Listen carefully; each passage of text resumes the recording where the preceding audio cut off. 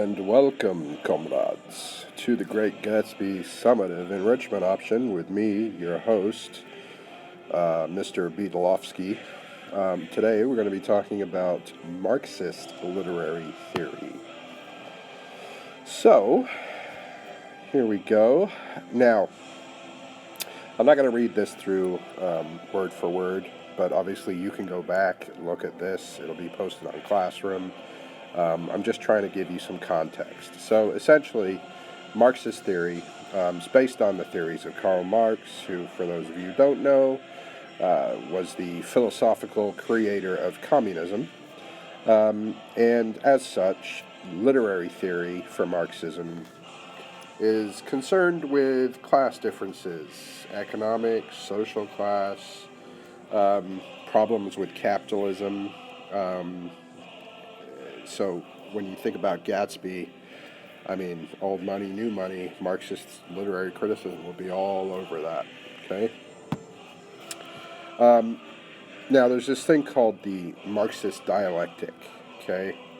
Essentially, it's a belief system that what drives historical change is the material reality of an economic base.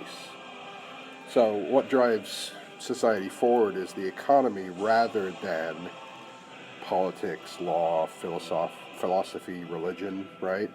Those things are great, but they're all built on an economic base. That's what the Marxists believe, all right? They also have a real big belief in the revolution and that conflict between classes will lead to revolution, where the oppressed, or the proletariat, will rise up against the those in power, or the bourgeoisie, and this will create essentially an equal society where everyone owns everything. So think of communist countries like Russia or China, where this is it's working so well that it hasn't, gone away. All right. So here's the big part of this.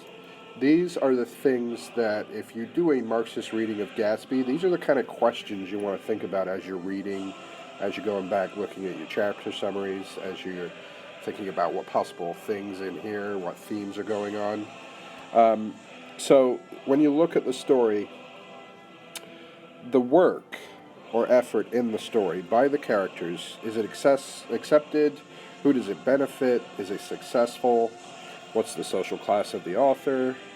Which class does the work claim to represent? So the characters in this story, Daisy, Tom, Nick, Gatsby, Myrtle, George, what social class is Fitzgerald saying that they represent? And how do the things that happen to them in the story represent his ideas of the classes, or his ideas of reality outside of the story in reference to classes, okay?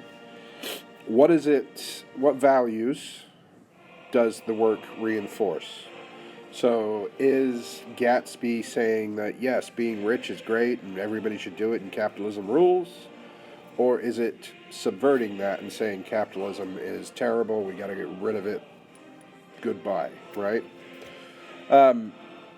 Also, you're going to want to look at the workers in the story, so essentially George. What conflict does he have with with higher social classes, all right? And then, essentially, if you do a Marxist reading, you really want to look at how George interacts with others, and possibly how West Egg and East Egg are in conflict in the sense that one's old money, one's new money, all right? So, there's a little bit of context, about Marxist theory. My advice, go back through, read this. If you're still a little clueless about it, do a little research or email me, and I will get back to you with some clarifications. And that's basically it. So, that didn't work. That's not what I want. There we go.